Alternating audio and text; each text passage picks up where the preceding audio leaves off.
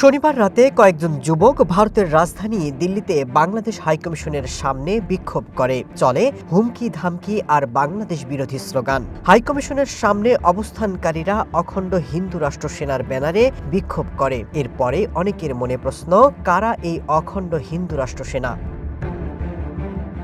২০২৩ সালে ভারতের নতুন সংসদে প্রথম অখণ্ড ভারতের একটি মানচিত্র সামনে আসে। এতে আফগানিস্তান থেকে শুরু করে পাকিস্তান, নেপাল, বাংলাদেশ, শ্রীলঙ্কা এবং মিয়ানমারকে অখণ্ড ভারতের অংশ দেখানো হয়। আর এরপরই শুরু হয় বিতর্ক আর সমালোচনা।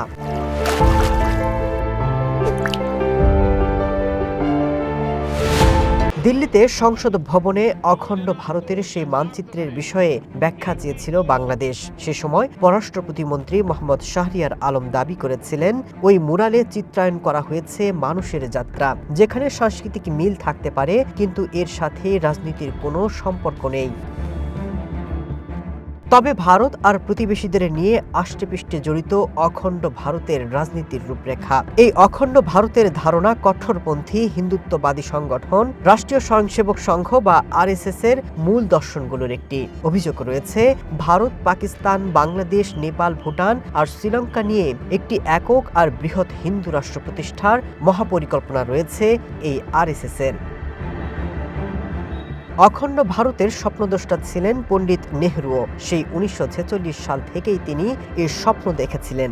বিশ্ব হিন্দু পরিষদ, আরএসএস, বজরং, শিবসেনা এবং নরেন্দ্র মোদীর জাতীয় জনতা পার্টির মতো মূলধারার রাজনৈতিক দলগুলোর বিরুদ্ধে ভারত, পাকিস্তান এবং বাংলাদেশকে নিয়ে একটি অখণ্ড হিন্দু রাষ্ট্র গঠনের দাবি উত্থাপনের অভিযোগ রয়েছে। হিন্দুত্ববাদী সংগঠন আরএসএস এর প্রধান মোহন ভগবত বারবার বাংলাদেশের সংখ্যালঘুদের নিয়ে সরব হয়েছেন, এমনকি হিন্দুদের প্রতিরোধ গড়ে তোলার আহ্বান জানিয়েছেন। রোববার কলকাতায় এক জনসভায় তিনি বলেন, বাংলাদেশ নিয়ে ভারত সরকার দ্রুত পদক্ষেপ নেবে। ক্ষমতাচ্যুত শেখ হাসিনা দেশ ছেড়ে ভারতে আশ্রয় নেওয়ার পর থেকেই সীমান্ত এলাকায় সরব বেশ কিছু উগ্রপন্থী দল। অভিযোগ রয়েছে, অনেক সংগঠনকে অর্থ আর এর পেছন থেকে শক্তি যোগাচ্ছে আরএসএস এবং এর সহযোগীরা। Masud Rana, one international desk.